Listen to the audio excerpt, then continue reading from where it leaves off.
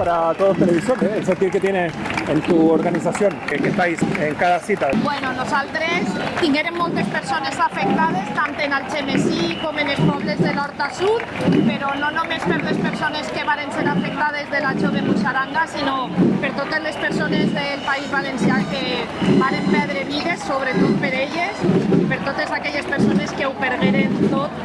Tenim l'obligació d'estar així, de demanar al president que dimitisca. És una vergonya i una normalitat democràtica que aquesta persona continue encara ostentant la presidència de la Generalitat. Imagino que tenéis el mismo sentimiento que es la humanidad que estamos viviendo el día especial, a un año de la data.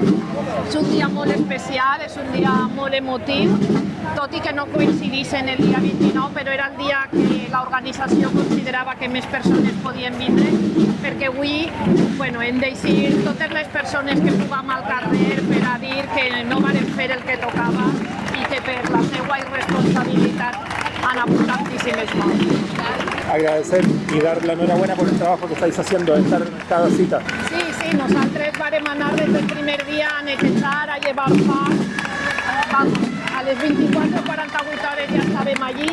Hem fet una pinya, que és el que consisteix la Muixaranga. La Muixaranga n'hi ha una pinya baix que fa que les figures se puguen alçar i és com una metàfora de que la societat s'ha de construir de baix cap a dalt i això pensem que també la societat valenciana ha de créixer de baix cap a dalt i per això en aquests moments el president ens sobra.